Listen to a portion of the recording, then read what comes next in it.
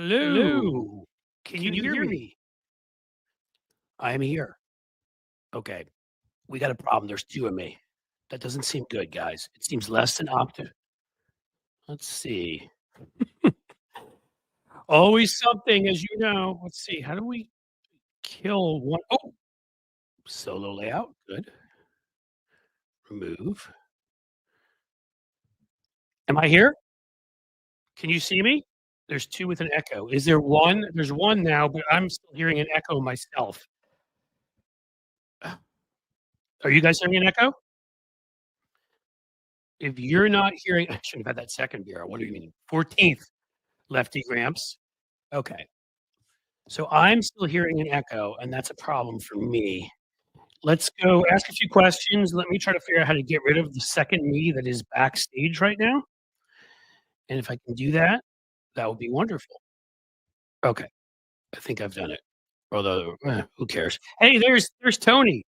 Tony, there's like two of me because I'm stupid.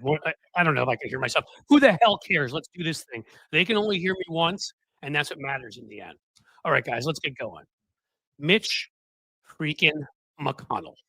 You're familiar with him. Senate Majority Leader, longtime bane of Democrats' existence, has destroyed all comity, ITY, in the Senate. It used to be an institution where people talked to each other, hung out. Even center-right and right-wing Republicans were with Democrats, and they could make legislation and make things work together. Now, Joe Biden brought him over a couple times when it was in his best interest, because all he cares about are winning Senate seats and appointing judges and putting more money in politics. So when the bridges were falling between here and Kentucky, that infrastructure bill looked damn good, and he brought people along. But now Mitch is whining. You see, he's in the Lee Atwater portion of his career. You may remember Lee Atwater, who famously ran the Southern Strategy for Republicans, on his deathbed apologized for everything he had done. The Willie Horton ad, he apologized to Mike Dukakis. And again, in the spirit of FAFO, what I've been talking about, Mike Dukakis accepted his apology. I would have told him to go to hell as he was dying and said, the quicker you get there, the better for humanity. He was an evil SOB who harmed God knows how many Black Americans with the lies he told and with the racially tinged politics he ran that still controls the Republican Party to this day. Well, Mitch McConnell's the same. He's had a couple things to say since Donald Trump won. First, he was just all broken up that Donald Trump might ignore Senate protocol and end up appointing people during recesses. Well, gee, why would somebody abuse Senate protocol and upset Mitch? Where would Trump have gotten that idea from? Could it be that Mitch McConnell has used the filibuster more than 90% of the times it's been used in history? That it was like a fail-safe backup thing that was used, an accident of history, not even in the Constitution? Mitch McConnell decided to make it that every single person who wanted to pass a bill had to get 60 votes. That's not the way it's supposed to work. In the Constitution, it is a majority chamber. He cheated, he lied, he stole. How did he lie and steal? Well, when it came time, he abused procedure again. What did he do? Made up some fake rule. This is called the we need to have a right-wing majority of nutbags on the court rule. And that means that if Antonin Scalia dies in February of the year of the election, when the election really hasn't gotten going, Barack Obama, the black president, doesn't get to put somebody on the court. That was a Mitch McConnell doing. We should have fought back and ignored the filibuster and, frankly, overrode it by using certain Senate procedures because it's not in the Constitution, but we didn't. We respected it as we too often do, and Mitch McConnell got his way. And then, he forgot about that whole thing about during a Senate election when it came time for him to put another judge on. So when Justice Bader Ginsburg died, we had already voted, a lot of us. We're in the middle of the election ending, but no, that was a good time to add another right-wing lunatic judge who's just lacks the qualifications, intelligence, and really personal hygiene to be there. That may have been Brett Kavanaugh I was thinking of. But he couldn't help it because he was working out with Squeak and Nutmeg and Boo Boo and the guys. I don't remember their names. They worked out hard. He had it in his calendar, and that's why he wasn't a blackout drunk who was busy doing terrible things to women. He proved it with all that. In any case, Senate procedure. And then Mitch got really upset. He said, we're not going to become an isolationist party. We're internationalists. We're not going to become America first. That came up in the 1930s, and it was terrible for us. Hey, Mitch, I know you fell over recently. And that some you're there at a you just for about 2 minutes? No, I have these, sorry, FAFO. Uh, maybe you ought to think about the fact this guy ran on America First ever since 2016. That didn't stop you from supporting him. In fact, it didn't even get you to stand up when Barack Obama came to you with the intelligence. And even Paul Ryan, Speaker of the House, agreed to get up and make a joint statement to tell Russia to get the hell out of our elections. The only person who wouldn't do it was Mitch. And not only would he not do it, he said that if it were done, if Barack Obama got up and did it, and Paul Ryan wasn't going to do it if Mitch wouldn't, that he would claim it was a partisan maneuver and a lie and attack Democrats. Yeah, treason. He was going to allow Russians to help Trump win because, again, he's owned by corporations and they wanted their judges and they wanted their tax cuts. And Mitch decided that was the most important thing. But you see, Mitch, you know what came along with that?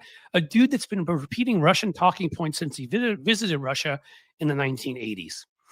So what you got out of that is America first and hating NATO and supporting Putin and supporting Erdogan and supporting Orban and supporting Assad and supporting all these lunatics. And you get Donald Trump now saying that Tulsi Gabbard, who basically is like the trifecta, she's argued in favor of Putin, Xi, and Assad. There should be some kind of like award. Should she get like maybe some steak knives or something for that? Should be the head of our intelligence, so she can just pass it on directly to them. Right. You did that, Mitch, because you may remember there's this thing called January 6th, and you may remember that 57 senators were ready to evict Donald Trump for insurrection. You just needed 10 more Republicans. 7 Republicans were doing it on their own.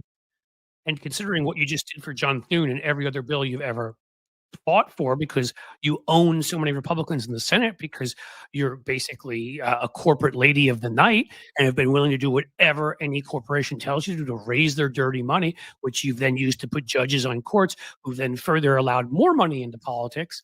Gee, you may have helped Donald Trump get to that point where he got reelected this time. First, you didn't disqualify him. And that day, by the way, you fully blamed him. You said he should be held responsible for January 6th. And then you voted to let him off so he could run again. Obviously, there are other forces that could have stopped him too, but you are in the top 3 or 4 of those that have enabled and pushed this man's career forward and destroyed, I don't know, could end up being democracy, but certainly a functioning democracy. So I don't want to hear whine about what happens now. If we leave NATO, it's on you.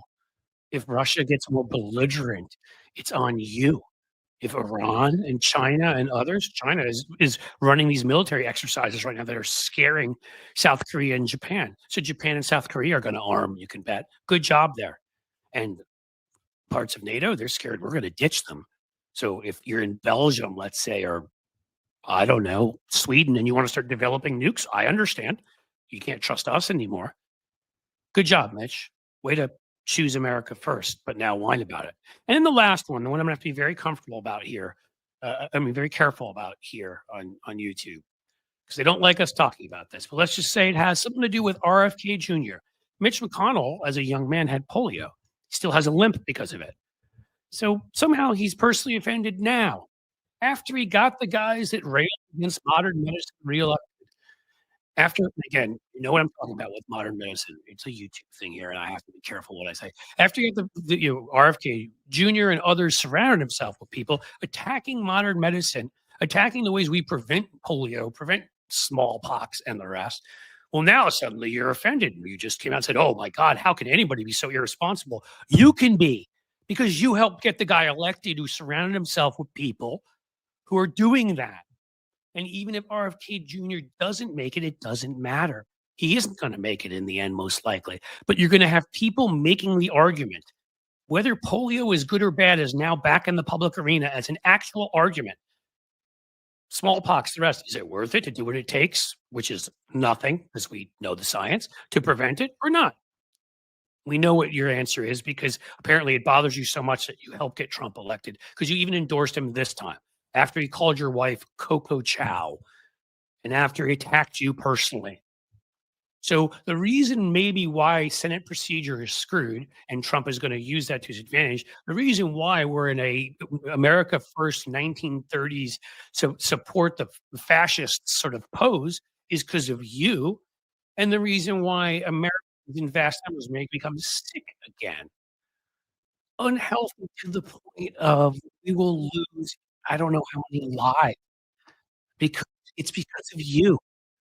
You've done this all. You built it, to take back an old phrase.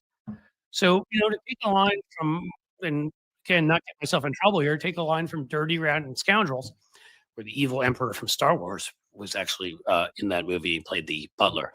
Shut up. That's all I have for you, Mitch. That has been Cliff's note today. Let's put in our friend Tony. Yo, So Tony, there's two of me and one of you. Yeah, so you can't win. Go, yeah, no, what you gotta do is you gotta go exit out of the Chrome tab that the other one's in. You're in two Chrome tabs. That's what it is. You've said that to me before. Yeah, we actually did this on a show a couple weeks ago. The audience will remember. So you just go exit out of the Chrome tab, the additional Chrome tab that you have open for StreamYard, and you are in that Chrome tab. Once you exit out of that, there'll be only one of you, not two. You're not twins. And we as a society only need one Cliff Schechter at a time. We only need one Cliff Schechter at a time. I think one Cliff Schechter is too many. I think there's an argument. So thank you, Tony, for Tony's tech tips. As I hope that I bring Tony's tech tips here to Cliff Schechter's live stream Cliff's Edge. That's what we do. Folks were saying they could hear it okay, and it wasn't echoing. It was it was fine. It was fine. It was only echoing your ear because you had two windows open. That's it. That's what I figured, and I was able to do that, and that was fine. Only because it was a shame. I did my big rant on public relations and Democrats not engaging in it, understanding it, wanting to control the narrative. And that was that day when, no one could hear me well. So I haven't been able to turn that into a 10-minute sort of rant video because the sound is terrible. So I'm going to have to do that rant again another time and repeat that. Yeah, sure. Because I think, I will. It's it's too important. But how the heck are all of you guys out there doing? Come on, let Tony know so Tony can... I finally got the raid on Twitch to work for everyone who's over on Twitch. Yeah, it took me a minute to find your channel to do the raid. Sometimes it's a little finicky when you're searching channels that are new, channels that are building. So go over and follow Cliff's Edge 0 on Twitch. That's where this thing is. Please streaming to. I finally the raid to work. Mm-hmm. No, go ahead. Sorry. Well, I was going to say, I got the raid to work. I was telling people in the chat over on Twitch that you have to you have to go directly to his channel, and it finally did it. But I'm just happy that as I mentioned to people before, I hired an admin, and we've been working on, we've got it in a draft form now, redoing the entire Patreon and YouTube members, where I'm going to be spending my time doing most of my posting, not social media.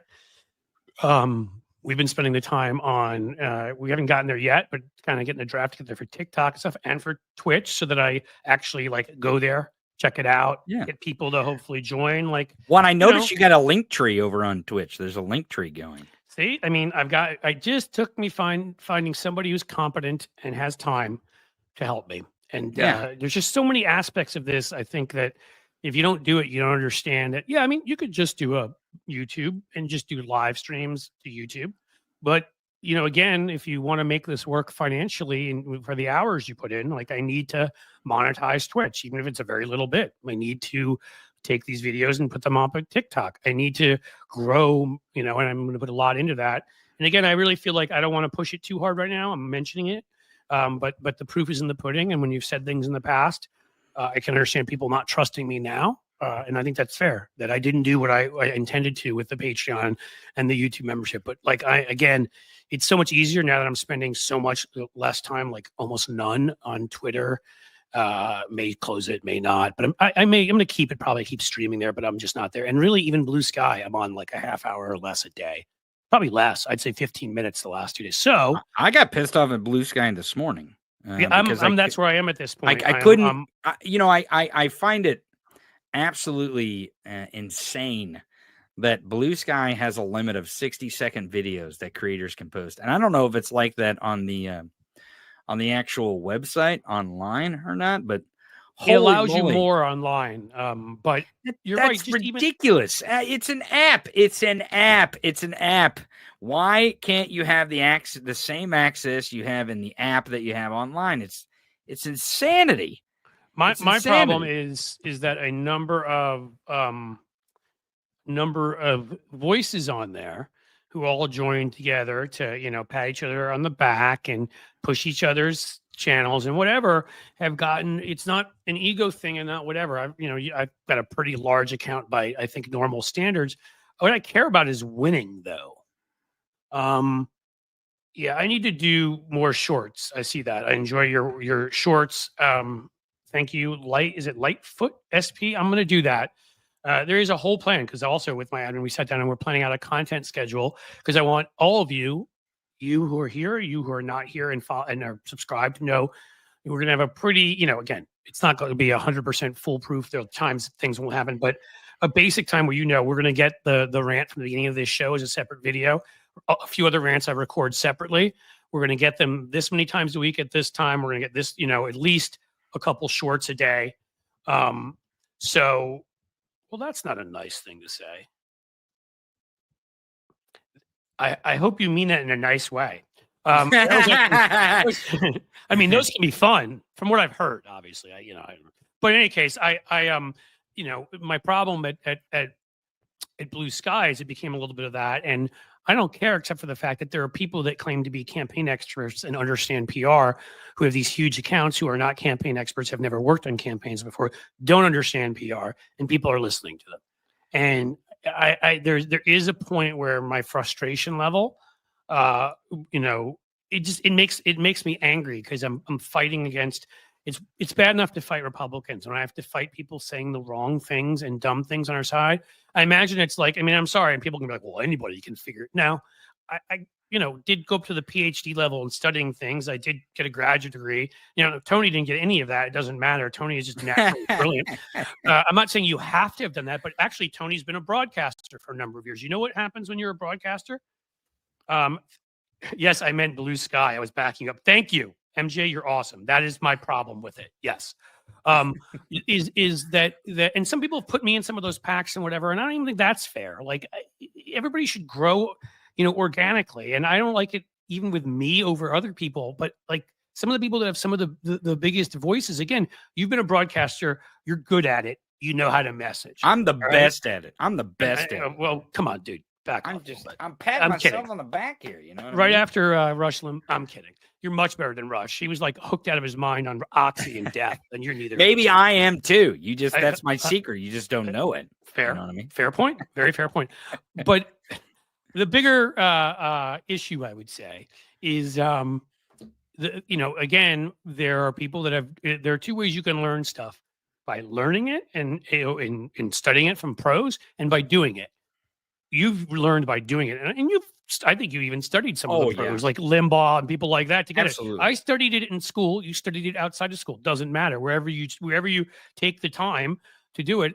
I studied it in school, and then I started doing it myself, and it's worked out, and that's fine. But people there who've never broadcasted, who've never done a single PR campaign, even for like a local bicycle renting company or something, are telling us how world PR should work.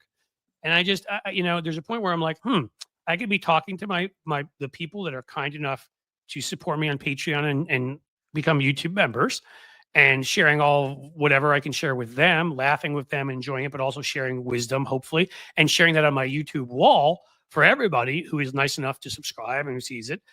Or I can be doing it there. And I've just made it, again, like I'm not going to cast aspersions, but I've decided I'm past that point in my life. All of these apps, I'm done. I'll show up here and It there, is and ridiculous. It is hard. yeah. And I'll tell you, to be fully transparent, a lot of the social media that I post is not actually posted by me, but it's posted by our little team that we've got going. And they use a software that makes it easy to post on all the platforms all at once, because it is virtually impossible as a content creator to go from one to Oh the other God, to there's the other. 47 of them now. I mean, it's so crazy. ridiculous.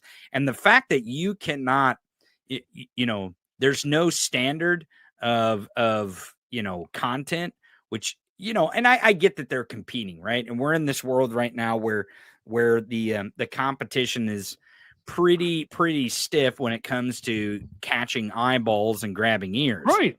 And look, you're the pasty fat fascist, at Twitter, or you're the pasty skinny fascist at Meta, and they have to compete with each other. I get it. Right, exactly. Well, but if we actually give some sort of structure to this industry, because newspapers are gone. They're gone. The organizations that once printed newspapers are still there, but the newspapers themselves are gone. Did you see that polling, by the way? Which because poll? It's important.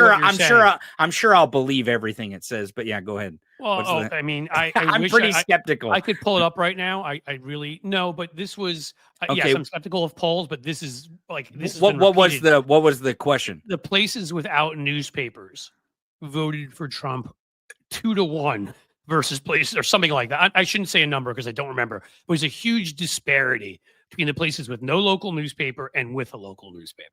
And so people don't get news. They're much more easily fooled by stupid stuff. And the point is that I think you're saying, which is why I was saying before Elon even came along and I knew how bad he was, I was saying this 4, 5, 6 years ago, that Twitter had become so important to the political discourse. It was like if you had a big account there and was giving a campaign contribution, and we weren't treating it that way. And what Elon did, we now know, again, more market research, his posts were being seen 16 times as often as all members of Congress combined. He jacked that thing and used it, besides the $300 million he spent, which Mitch McConnell, I meant to say in my earlier rant, made that possible too, by fighting the Supreme Court for there to be dirty money and overturn campaign finance reform. That is a huge way that people were tricked into doing what they did. Twitter should be a public utility. Nobody private should be able to own it. I'm sorry, it is not. It is too important to the communications infrastructure of our elections. It's too important to our defense. If somebody is believable on there, has some big account, and Elon gives them a blue check, and they say nukes are landing right now, who the hell knows if it starts a riot? Like you can't. You need a responsible entity or human running it. And the only way to do that is for the government to run it. It should be taken over by the government. I'll push back on you just a little bit, because I believe that it doesn't have to be wholly owned by the government. I believe that we can set certain standards that social media will follow, and these platforms will follow, just like we, electric co-ops. There's electric co-ops and there's corporate co-ops. There's government owned utilities. So there's a different mix in our country of how we do this. And I think we can view social media that way. Back to the newspaper part. I mean, there is a standard that the press kind of held themselves to over the years. They don't kind of have that standard anymore. But the thing is just by a bit. Right. But because they had that standard, not just in what they said and what they printed, but also how they handled their business. And a local newspaper would run their local newspaper in a very similar way that maybe another local newspaper would. And that's because it was industry standard. It was market standard. Well, that's all been smashed up with the hammer. And your Facebook feed is literally your local newspaper now. I mean, it's garbage. They're filling it with whatever get the most engagement. Again, and the most sensationalist and whatever. Again, if there's a standard, though, there was a standard with the local newspaper, and you would get your news delivered to you that way. Now, you weren't getting all the news because of those standards was keeping all the quote-unquote news off the front page of the newspaper. But there's only so much room on the front news of the newspaper, and the reason why is because we can only consume so much information. Right. Well, look, I agree with you to a certain degree. The only place I will disagree is, remember, We learned from watching Nazi propaganda, Russian Stalinist propaganda. We had all these rules in place. And then enough time went by that Reagan got rid of the fairness doctrine. And yes, as much as I hate to say this, because Bill Clinton played a big role with the Telecommunications Act of 1996, even Democrats forgot. We used to have a rule that you could only own one media entity in any media market because no one person should have too much control. In New York right now alone, Rupert Murdoch has local Fox, Fox News, Fox Business, Wall Street Journal, New York Post. That wouldn't, I mean, before 1996, that you wouldn't even come close to that.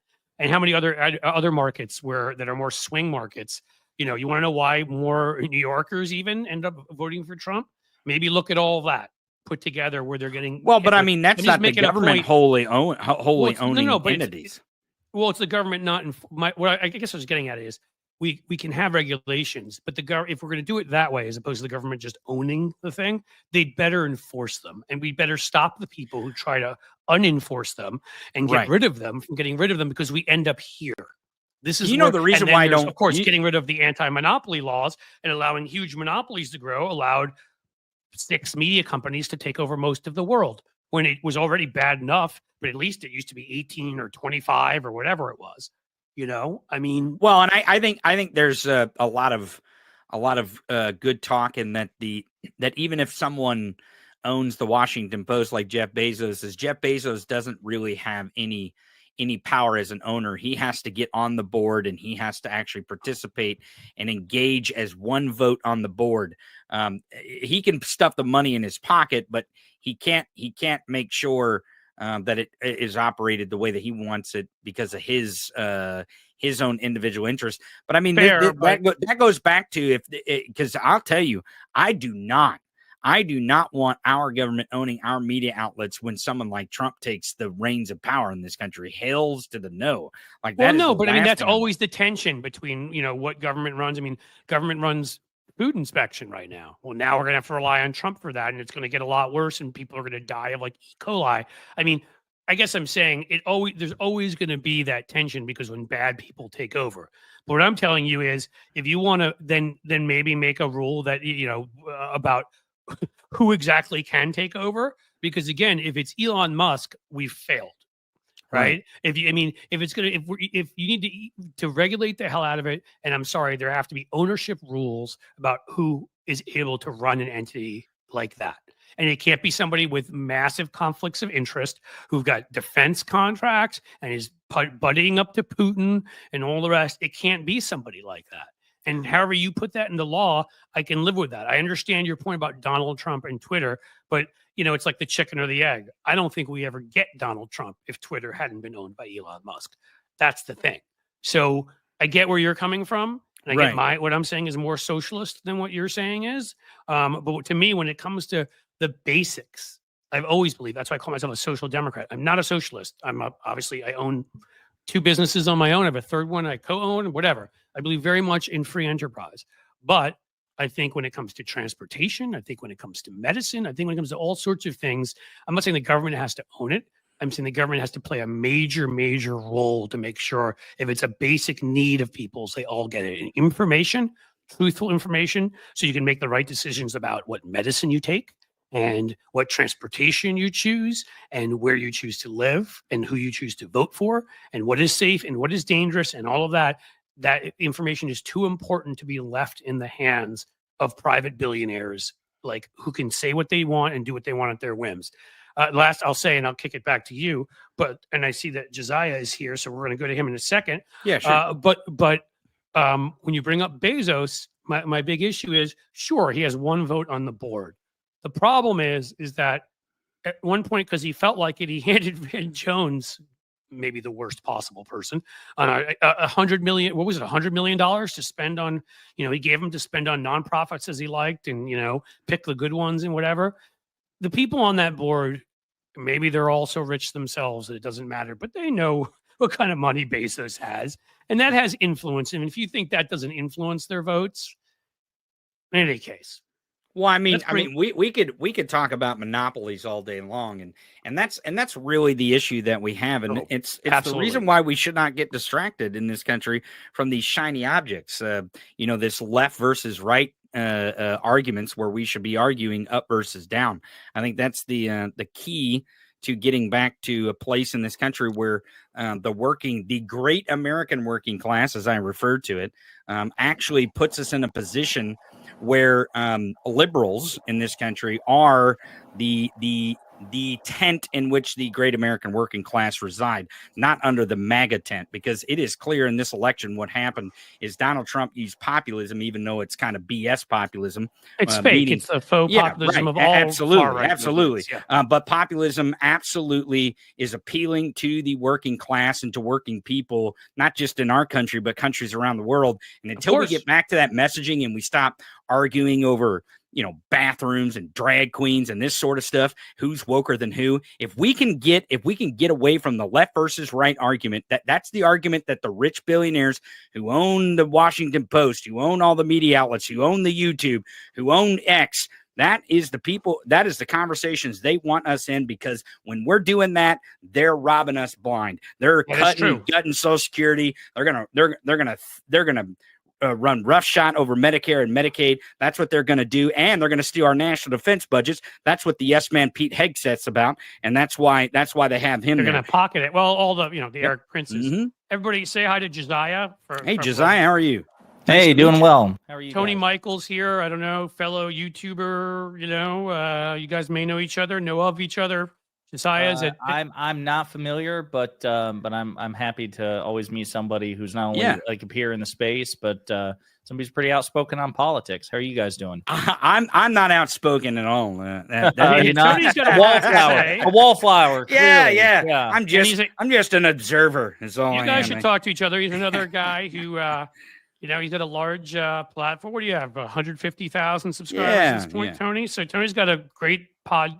I think you call it. Do you call it a podcast? Live stream. I call mine a live stream because it sounds more. There. He's got it on the branding. Yeah, see that? Look at that. Look at that branding right there. Yeah, I can't read behind me. I thought I told you that every single time. I got it on the TV every day. That's smart. I'm doing like the home goods, live, laugh, love setup here. Dude, I like yours. Of course, Cliff would like your background more than he likes mine. I'm a hillbilly from Missouri. I'm a hillbilly from Kentucky, baby. Yeah, perfect. Yeah, there you go. No, it's not. I see how you're selling it, Jessiah. I see how you're selling it. Tony, you're like, Tony, I'm from Kentucky. Tony, I've wanted to have that. Like, I wanted to get like the cool lights in the background forever. That's what I like. Yeah. And I couldn't get anything like here. It took me enough effort just to get like a picture of Mickey Mantle and a book by Bruce Springsteen and my own book up behind me. So I have work to do. That's what I like about his. I like the vibe. That's all I'm saying. I appreciate it. Listen, it's like you're going to. Oh shit, man! I'm blank. I said Home Goods, but what is the name? Bed Bath and Beyond. Bed Bath and Beyond. Hobby Lobby. Yeah, nice. Yeah. Minus the Christian fundamentalism. I was going to say, and you can while you're there, you can pray. And you can also be bigoted, theocratic. Right. Well, hey, you may want to put a cross back there soon. That's true. January 20th, you might want to put like a crucifix or something back there. Tony, that's not a bad idea. The problem is, as a godless liberal heathen, crosses will burst into flame as soon as they get within like certain proximity of me. You ever see Dracula? You know how like they'll hold a cross up to a vampire and just burst into flame? It's me, Yeah, a little bit. So it's not the wooden stake. It's not the wooden stake. It's the crucifix that does you in. So it's the crucifix. It's religious iconography. It's sunlight. Right. And some of them Trump are for winning elections. Too. I'll spider crawl up the wall. All right. Oh yeah, like if you lose the election and then you get to wipe feces in the wall of the Capitol, and then it's all okay. No, that's Cliff. Respectfully, remember we're dealing with an asymmetry here. They get certain permissions to do things. It's okay for the right to stage insurrections, right? We on the left, those of us in the Democratic Party, what we do is, concede elections and commit to peaceful transfers of power, and that's we're crazy that way. Yeah. Well, earlier today, I do this regularly I go on and co-host Bob Seska's podcast on Tuesdays as a thing he invited me to do with him regularly now. And when I was talking about one of those, you have to bring up every once in a while. What if we did this? Because you just have to, right? And of course, there's plenty of examples. But I was like, with Yakov Smirnov, whatever his name is today, in court and getting, what did he get? Is he going to get 4 years, 5 years? But the Russian spy, who was one of James Comer's main main witnesses against Hunter Biden. And in the end, Jamie Raskin gave this impassioned speech at one point, which I put up on here and did some commentary on, where he was like, he was laughing too at Comer. He's like, so your three witnesses are, he's like, he's a Russian spy, a Chinese spy. I was like, the second one was proven a Chinese spy. And the third one, he's like, and I still can't believe this. You had to zoom in from prison. And those were their three. Now imagine it's us and we're looking into Don Jr., Mr. 8-Ball McGee there, or Eric with the gums, or Ivanka, the apple of Donald's eye. And imagine if we're looking, exactly. Imagine if we're looking. Wasn't Kimberly Guilfoyle grabbing her crotch at the CPAC? Wasn't she like? Yeah, she was. I know. I think she was. I think she. You know, hey, what am I? I'm just trying to get with the facts here.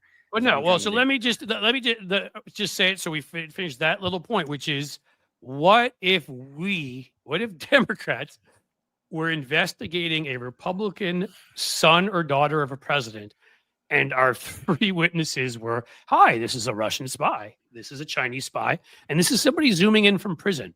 Do you think the media would ever let us live that down? Do you think the media would allow Democrats to remain? I don't want to take a dump in your Cheerios, but maybe, just maybe, we should get our own Russian spies. We should get our own Chinese spies. It seems to be working. It seems to be working for the other side. Maybe we should just invest. We should invest in our own Russian spies and our own Chinese. I mean, spies. I will say, I'll meet him halfway, and I'll say that I do think Democrats.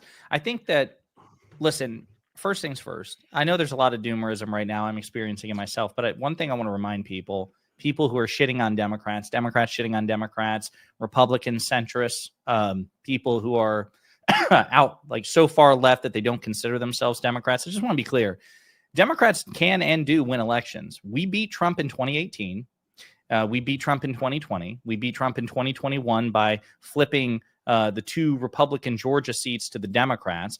We beat him in the 2022 midterms despite enormous headwinds, and we kicked their ass in 2023 off-year elections. So I just want to be very clear. The Democratic Party needs to be introspective. We need to criticize the Democratic Party from a position of good faith. But people who want to write the Democratic Party's obituary and say, you guys don't know how to win elections, like this bullshit. Well, that's just stupid. It's not true. Dumb. It's not true.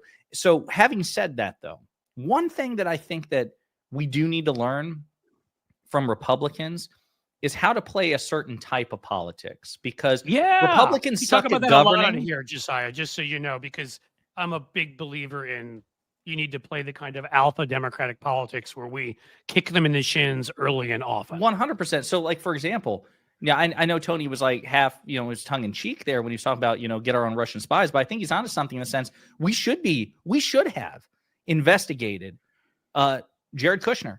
Why Jared Kushner got a 100%. $2 billion deal from the Saudis after leaving the Trump White House as being the de facto Secretary of State. Not only should that have been investigated, and it actually was to some extent, there's a preliminary investigation going behind the scenes. But if I ever have the privilege of ever speaking to Congressman Raskin, one of the armchair quarterback opinions I'll offer is, Congressman, you should have put that on prime time. There's a media savvy there that the Republicans have that even Raskin, as brilliant as he is, just simply doesn't get. Well, can I say something though about please. that though? Because you do have to remember we were in the minority. My big problem is no. We had the majority in the Senate, and Dick Durbin, who ran Judiciary, basically sat there as Clarence Thomas. It came out that dude basically took trips around Jupiter, at Harlan Crow's expense, and had, was like walking around with 14 watches on, and had 27 Armani suits, and nothing, no hearings. No, I mean, we could have been running those same kinds of hearings. Well, Cliff, I got to do a fact check here. We weren't in the minority until January 2023. We had 2 years under President Biden. Say in there, I meant more recent. And I'm sorry, it should have been day one. We should have been like, listen, Trump has forever changed the game of politics. He has investigated his political opponents, both in the Department of Justice. Republicans investigated Hunter Biden in 2019 and 2020 when they had the majority. So you know what? Turnabout's fair play. We actually have a pretty good predicate to investigate Jared Kushner, who inked a $2 billion deal, something infinitely, just on the merits, infinitely more corrupt than anything we know about Hunter Biden. And we're going to put it in prime time. And if you don't fucking like it, don't ever do it to us again. Tit for tat is an evolutionary paradigm. Dude, I literally. I mean, just so you know, I this is a lot of what I talk about. I know we're on the same page. Yeah. Like the response to them when people are like, it should be commensurate. I'm like, commensurate.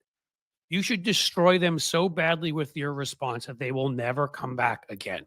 Jared Kushner, Ivanka Trump, working in the White House should have been investigated immediately. Donald Trump Jr., which he did originally, being in the White House should have been investigated, immediately. And 55 other things that we're talking about, that were their connections to this. We should have had those investigations constantly, but we should have focused in on 2 or 3, the way they focused in on Hunter Biden. It was all about dirtying up Joe Biden. So you dirty up Donald Trump. And I wouldn't want to ever become like them in that we are evil.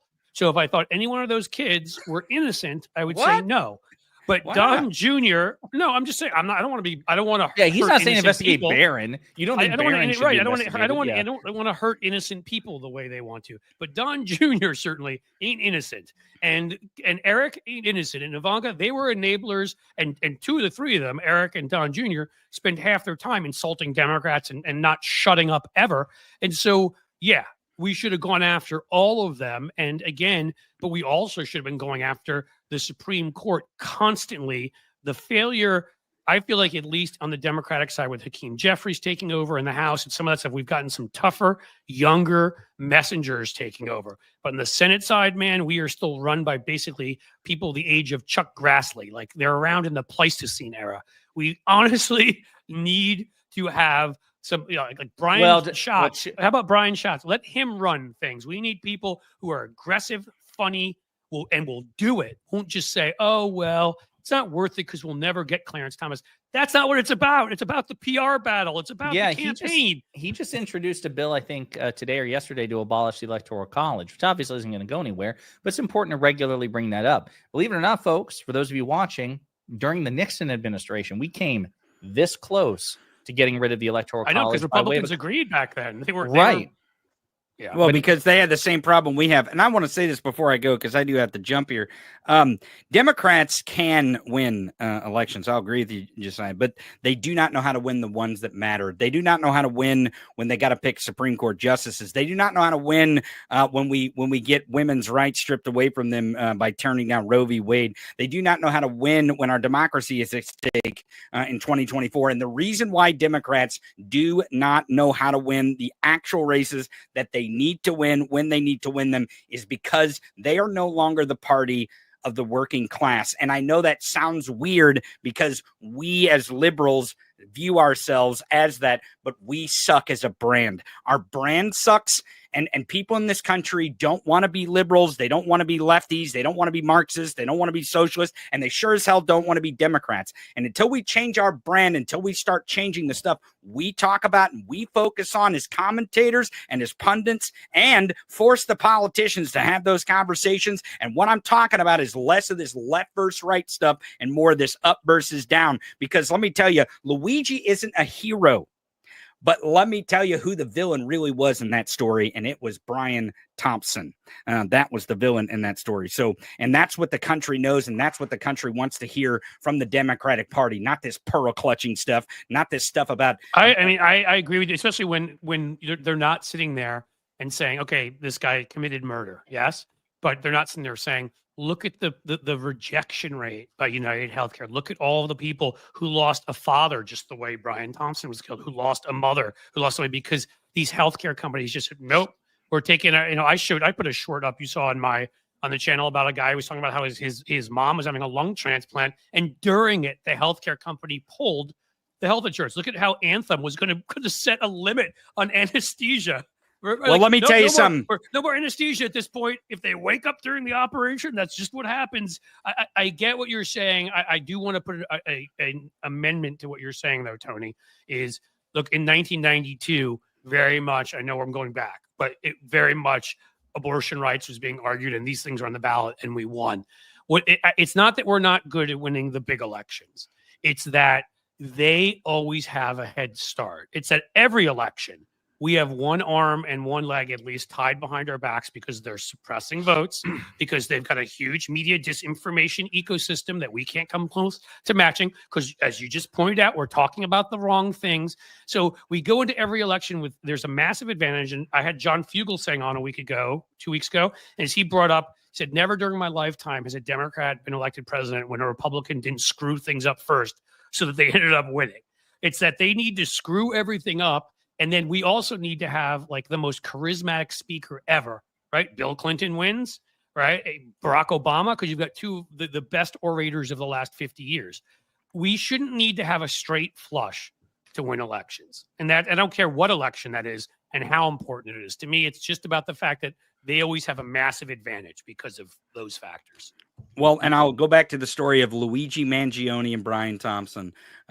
Luigi Mangione may have assassinated Brian Thompson on the sidewalk of Midtown Manhattan, but the real story is that Brian Thompson and United Healthcare, as the CEO of that company, assassinated people with a contract every single day in this country, with a contract, not with a gun, with a contract. So remember that when they're stealing our federal budget, when they're fleecing our money, and they're keeping us distracted with these conversations about bathrooms, drag shows, and drones while they're robbing us blind, that's the intention, and that's what they're going to do. That's all I'm going to say. I'm hoping the drones is Mars attacks. I think we've proven that drones. Let's get more drones. Look, the Mars attacks little guys have looked at us and said they can't cover themselves, so they're coming. Okay. What's more American than drones looking for nuclear weapons and delivering you food? That's American, baby. That's American. Drones. Tony, don't be scared of them. I need to let Jessiah talk more. So I'm gonna get out of here. You need to be quiet, and I need to be quiet because we'll see you guys soon. See you guys. It's nice to meet you, Tony. Yeah, we'll talk to you soon, Cliff. Yeah, have a good one, man. Take care, buddy. All right, my man. Thank you for being here. Yeah, absolutely. Appreciate the invitation. Of course, I should have asked for more than just Jessiah is a guy who's from Kentucky, lives in North Carolina, has beautiful lights up behind him, and has lots of followers or lots of subscribers on YouTube. I'd like to give you a more a larger bio, but I don't even think I know your last name. It's always Jessiah from Pondering Politics. You're like Madonna or Cher. You have no last name. Really my inspiration. One of my favorite songs is If I Could Turn Back Time by Cher, 1989. Incredible music video. On the boat, on the ship. Exactly. That was excellent. 100%. Yeah. So yeah, I'm depending on where your political position is, I'm either a liberal or progressive YouTube content creator. Got into it really full time about this time last year. I would say theses of my channel. Number one, I am an unapologetically partisan progressive Democrat, in that, not that the Democratic Party is perfect, but I refuse to indulge in false equivalence. They have better policies, better virtues, better values. They're a better way forward. They're a better political proxy. Number two, the Republican Party has become an authoritarian cult of personality with no limiting principle. And number three, I despise enlightened centrism. Life is about choices and recognizing meaningful differences between two things. If you can recognize that there's a difference between a shoplifter and a mass murderer, between stage 4 cancer and the common cold, you can recognize meaningful differences between the two political parties, which make the Democratic Party the better option. Of course. And can I ask you something about that, though? Yeah, please. So when you're saying, I mean, just when you're referring to enlightened centrists, of course, there's some of the usual Chris Cillizza types out there that are pathetic and we've all hated for years, and I don't even know who reads them. But are you talking about in general mainstream media? Because I've spent a lot of time ranting about the both sides. I mean, here's the simplest analogy I can come up with. You a baseball fan? Mm-mm. Okay. Basketball. I like basketball. Fine. Let's do basketball then. So if you're the New York Times, the way you write a story, the Phoenix Suns beat the New York Knicks, let's just say 113 to 101. What they would say is, well, we spoke to the Phoenix Suns coach, who argued that the Phoenix Suns won the game by 113 to 101, having scored more points. However, when speaking to the coach of the New York Knicks, he made it clear to us that they had been more successful in passing the ball. They had blocked more balls, and they had higher possession. So perhaps they also can make the argument for having won this fight.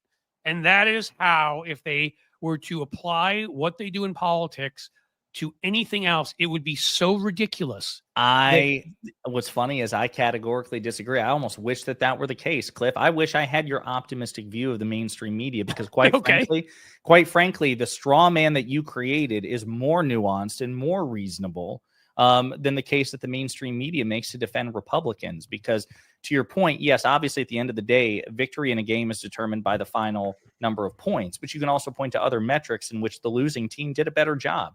But the mainstream media doesn't even do that. Instead, what it is, team A says, well, we won at the end of the day because we accumulated more points. Team B says, actually, no, the whole thing was rigged. They were setting up the scoreboard. They were setting up the scoreboard falsely in the Suns' favor, and victory was stolen from us. And then the mainstream media is like, well, we just have two competing claims here. I think my version was pre-Trump Republicans versus Democrats. Right. And I think yours is post, because the version I gave very much, everybody got very upset because Trump obviously is so outside the pale. But even, in the years before, when Mitt Romney was the nominee in 2012, people forget because, he did the right thing against impeachment, and here and there would have proposed something decent like a child tax credit or whatever. How much of a right-wing nut he ran in 2012. For the time, and Romney was very and they were both right, siding then, and they were both siding with the Tea Party when they won in 2010. And then they weren't saying it was rigged, but they were making the case to make them less crazy. That their argument may have some merit too, even if science and fact and math and history only have one actual answer. Right. There is one side. I remember when in the pre-Trump era, the Tea Party would rail against climate change during the Obama administration by literally bringing handfuls of snow into Congress.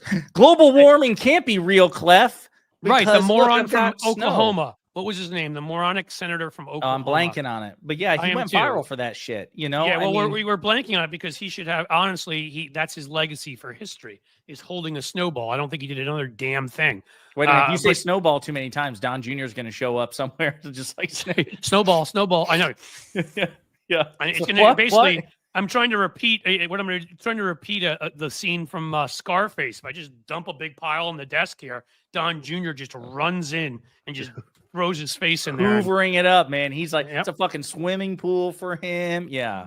All right, man. I'm enjoying Jim Inhofe, Brad Polly with the win. There we go. Thank you. That's who it was, that moron. That guy. And again, he's smarter than at least 2/3 of the Republican caucus today. And back then, he easily was one of the top 3 or 4 biggest idiots. He was the Lauren Boebert of the pre-Trump. Yeah. Next to Ted Cruz, next to you. I mean, you put him next to Mike Lee. I mean, we don't need to go through it. Based Mike Lee, Cliff. I mean, well, that's the other thing that bothers me about them is they're so not cool, and they think they're cool. Like, they were the people who were the weird incel losers like Elon Musk, who didn't know how to talk to other human beings, or JD Vance, who can't order a bunch of freaking donuts, or, like Tom Cotton, who for some reason goes on TV every week just to sit there and stare angrily at the host. Like, they literally are a charisma event horizon.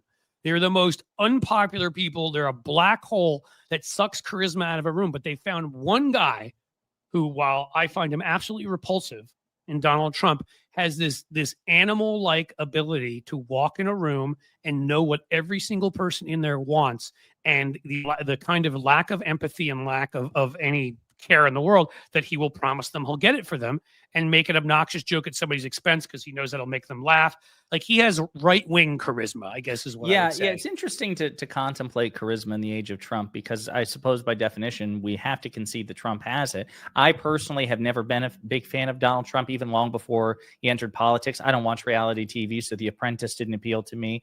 He didn't make Home Alone 2 with a sequel. Dude, I grew up in New York, and this dude was on the back of the paper, and it turned out, he was calling in as John Miller or John Barron. Gee, I wonder where the kid's name came from. And he had a couple different names. He would call and pretend to be one of his own aides and say, oh, well, what's her name? The second wife says she had the best sex with Donald Trump ever. And then that would be on the back page. And that sort of told you everything you needed to know, which was this guy wants the fact that he's being he's committing open infidelity to be splashed across the back page, because he's so gauche, he's so disgusting that he thinks that's something to be proud of. And so I grew up with that Donald Trump, the buffoon that we all laughed at, that went bankrupt, that no New Yorker, just had a call with some of the kids I went to school with up to the 8th grade. They're not kids anymore. They're old like me, but we were all friends, and about 6 or 7 of us just did a call. And we were talking about, like, how did that guy, the one that we all thought was the biggest joke, I want to let you talk, but you should know the only reason he was even in Home Alone 2 is his rule was Matt Damon told this story. His rule was that if anybody filmed on his property, any of his properties, he had to get a cameo in the movie. So what most of the filmmakers would do is they'd be like, fine, they give him a cameo and then they would cut it during editing. And that's what Matt Damon did. There was some movie Matt Damon was talking about where they did that.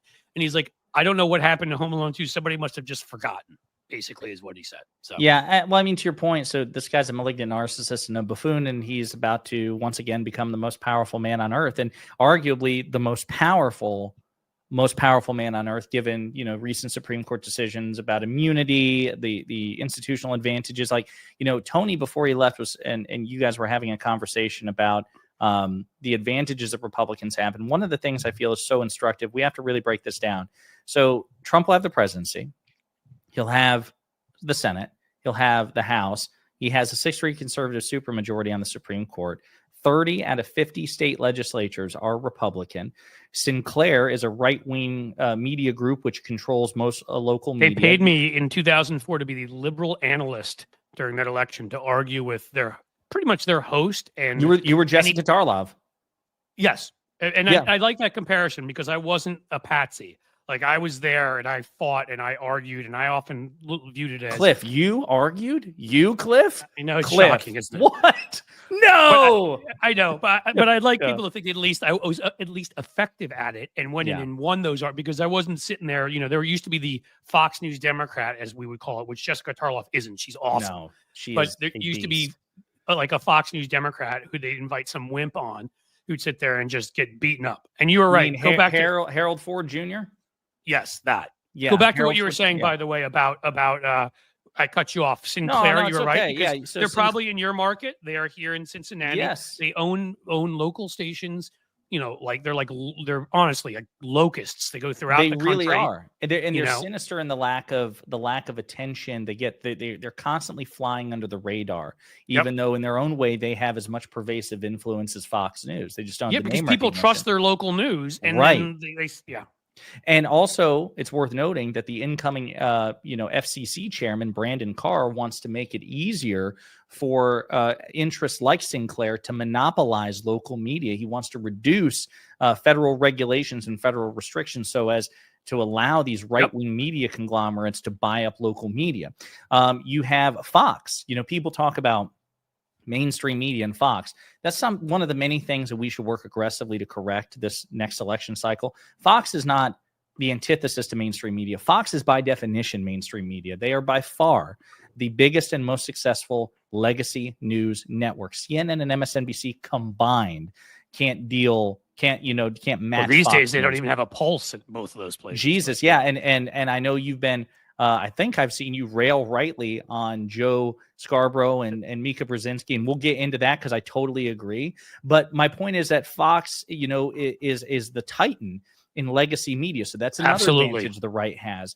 You look at alternate media. You look at in this space, Tim Pool, the Daily Wire. The Daily Wire's constituent creators, because Michael Knowles, Matt Walsh, Ben Shapiro are all heavyweights in their own. It helps in Tim Pool's case when Russia is paying you, though. You have to admit. But go ahead. Same with Benny Johnson. Joe Rogan, all these other things. So my point is, and one more, I just have to add it because it's so essential. Is their control. A lot of it is Salem Christian radio, but even iHeartMedia now, their control of local radio is much like Sinclair, is that you have all these local right-wing shows. I go on one regularly in Minneapolis, not right-wing, Matt McNeil, who's fabulous, and you should have him on sometime. He holds the fort for us. It's one of the, I don't know how many, half dozen. I mean, it's some small number of independently owned progressive terrestrial radio stations in the country based in Minneapolis. And Matt's show goes out to Seattle, Chicago, other places. But the fact that is an exception, right? That we own that state, and it's actually in a swing state. Oh my God. That we have that station there where they've got them. I mean, here, there is no liberal voice on radio here. There is morning zoo and right-wing, and sports and whatever, and right-wing radio. And that is it. Yeah, and even the exceptions, unfortunately, are just insufficient. I mean, you've got, you've just now reached 100,000 subscribers, and congratulations, by the way. Thanks, I have about 430. Luke Beasley just cracked 1 million. Adam Mockler is pushing He's 750,000. So we have people in the space, Brian Tyler Cohen, David Pakman. But if you add us all together in aggregate and hold us up to the right wing in this space, there's a huge delta. And so my point is, one of the things that I always try to be mindful of, and I encourage others to be mindful of as well, which I know you get this, but your viewers as well, we are at so many institutional advantages. One of the biggest things, the most important paradigm you can have, in my opinion, as a responsible person engaged in politics, is not to make an already challenging job that much harder. That's the thought process I have. What takes this, this incredible hike? What can I do to prevent it from becoming a sheer climb? And it's important to remember all of the forces arrayed against us. And then when you see things like recent developments, Trump suing Ann Selzer, ABC, I mean, that's the worst of all of them, which is, I feel like the ABC and Trump just invented a new money laundering scheme. Like from now on, anybody that wants to bribe him, the easiest way to do it is he just sues them. Any corporation that wants to bribe him, he just sues them. They settle and just say, okay, 20 million, where should we give it to you? And he's like, here, put it over here in some opaque, kind of like foundation or something where you can just steal all of it. I mean, that's what we're looking at. Yeah. And again, he hasn't even been inaugurated yet. So my point to finish it up is Trump is inheriting all these institutions, all these advantages, and he's going to go into office as the most powerful person ever. And we are truly in a position where so much of the next 4 years will be dependent on Trump's largesse, his sense of mercy, his ability to be distracted by other things. Luckily that we have the sense of mercy. There's none, but luckily what we do have is a serious love, it seems, for the crispy wings from KFC and Fox and Friends. So if we can find a way to just put that on a loop on his TV, and just keep giving him more crispy wings. I mean, hey, who am I to? I'm not going to say anything bad here. I'm just going to say the man's cholesterol rate is high. That's all I'm going to say. But he comes from a very long-lived lineage. Apparently, his father was ancient by the time he passed away. They were. Yeah, but I don't think any of them challenged it in the manner. I mean, he gets winded walking up 2 steps. He's enraged all the time. He doesn't sleep, apparently, for what people say, like a couple hours here and there. He eats terribly. He doesn't work out.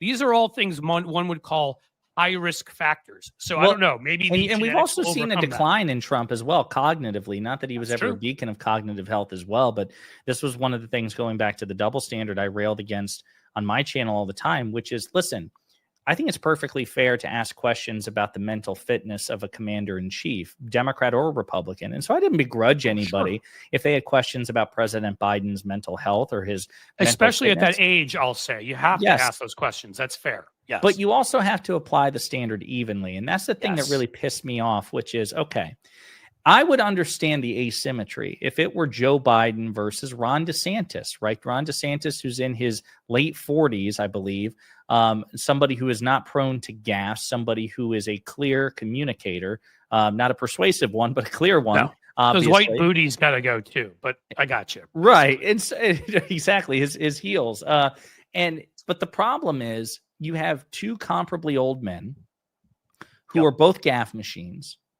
And if you look at the polls showed that actually a majority of Americans also had doubts about Trump's mental fitness for office. And this was more pronounced when Vice President Harris became the nominee, but it never got a fraction of the coverage. And that's the thing that pissed me off, the double standard.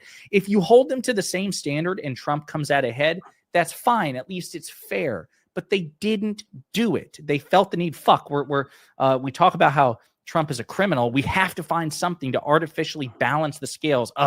Okay, Biden is old. Well, Trump is old and a criminal, right? So I was just saying, old and a criminal and rapist, and careful, Cliff, careful. My God, allegedly, yeah. You know what?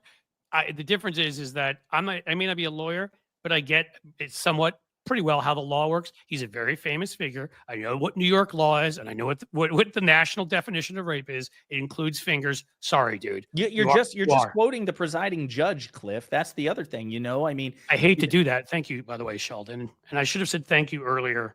I apologize. I don't mean the conversation. Grateful Dad for the gifted 5 memberships. Thank you so much. I really appreciate that.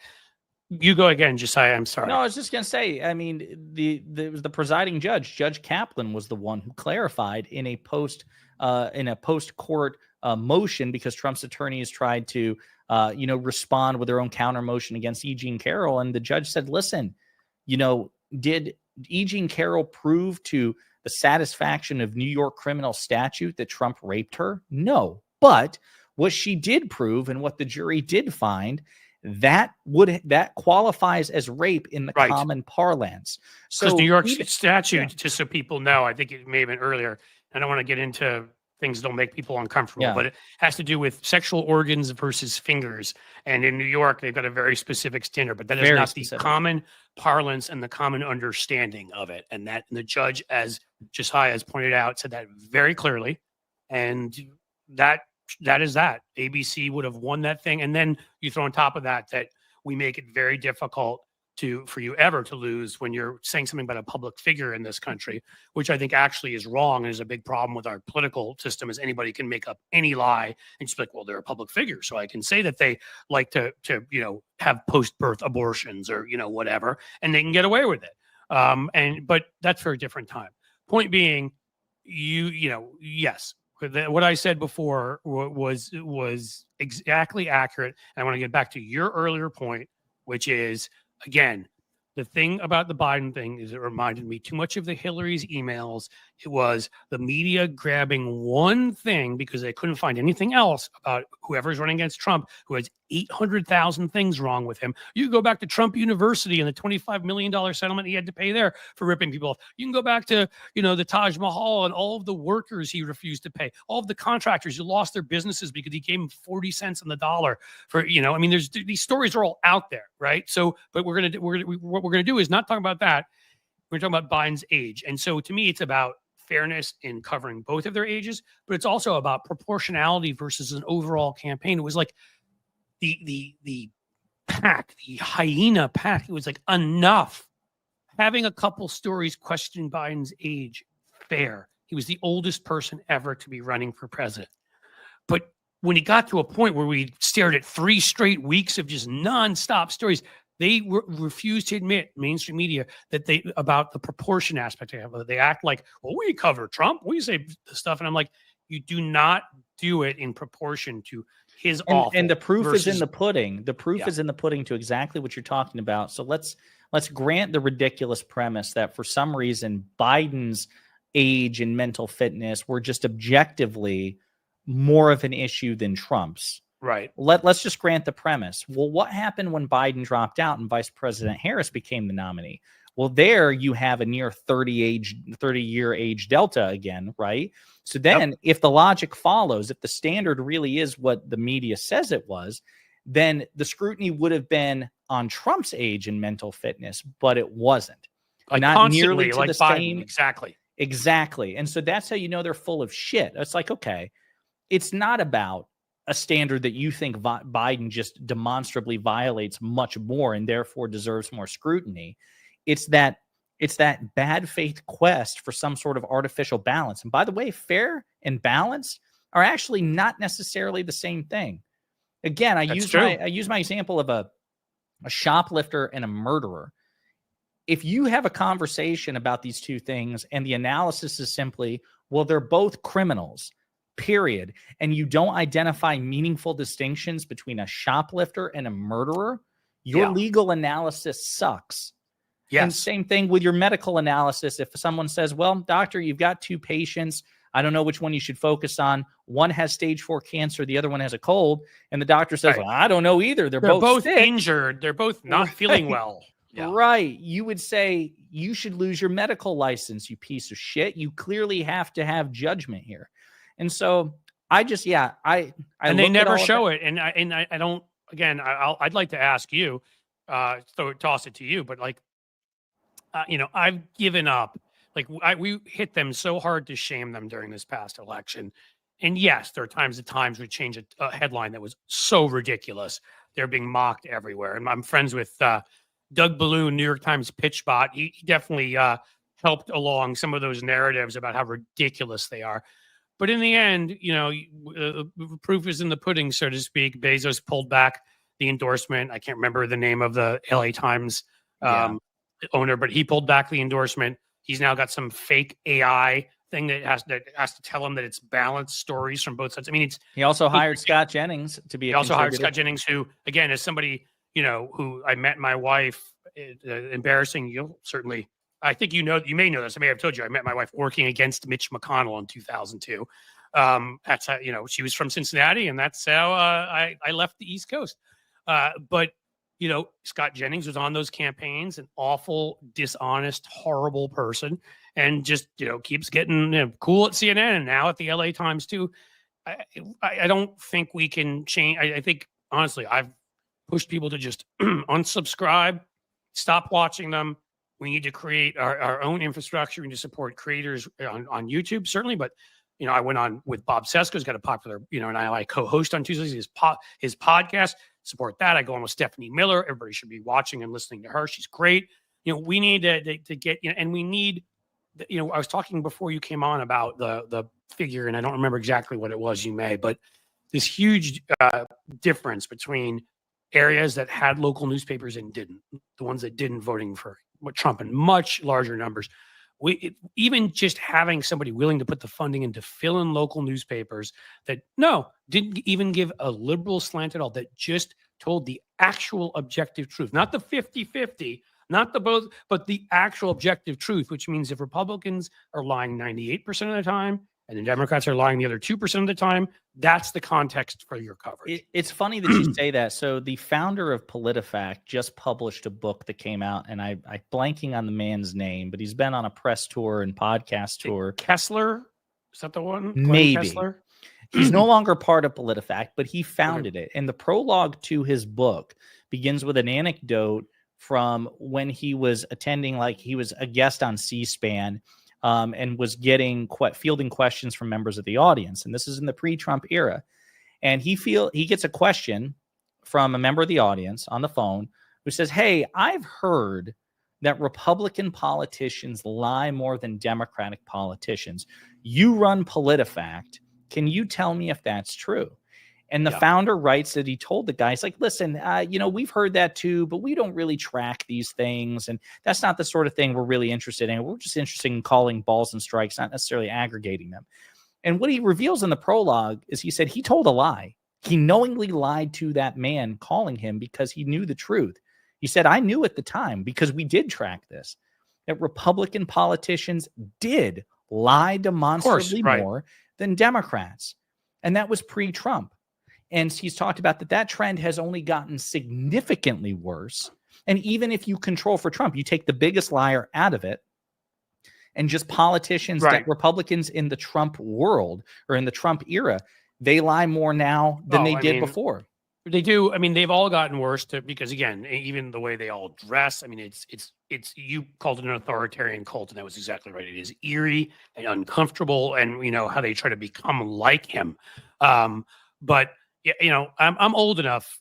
I've been at this for scary amount of time, 20 years, 25 years, and I'm sorry, but not I'm sorry to anybody, but anybody who would argue that this is a Trump thing. Republicans were they maybe weren't saying post-birth abortion back then, but they were talking about partial birth abortion, which is a made-up thing. Is not actually a real thing. There is a late-term abortion method, and is used when women are going to either die, lose their baby anyhow, or it's going to severely harm their health. It's used 0.3% of the time.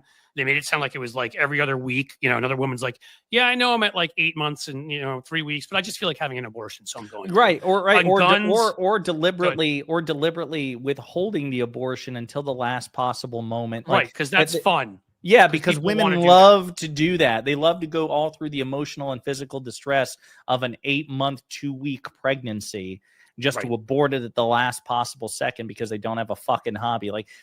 These are the Obama era death panels, all this other shit. Having more guns makes you safer. Climate change isn't real. I mean, they've lied about things that are determined scientific fact. There are numbers, right? We know two different studies have shown if you have, again, you can choose to do this. I'm not going to, it's legal, of course, in this country, having a gun in your house. We make it very legal and very easy. But you should know there's a 450% higher chance that someone in your house will be shot if there is a gun there than if there isn't. That has been 2 studies, one at Harvard, one at Penn, showed this. Harvard Injury School and the Penn School was it? I'm trying to remember which one. It doesn't matter. I mean, in the end, and climate change, I don't know, 97% of climate scientists say that it's real, and 3%. And Republicans have also, forced us to languish under the Dickey Amendment, which prevents the CDC from meaningfully investigating gun control and treating it as a health hazard, because Republicans have tacitly conceded they know. It's the same thing with climate studies. The reason they want to suppress these things is because they know what you can't the studies say it in Florida, show. Right? Yeah, because they know there. When on high tide, sometimes when the waves are going up to the 3rd block over in Miami, people are going to ask questions. So best to not allow anybody to say it.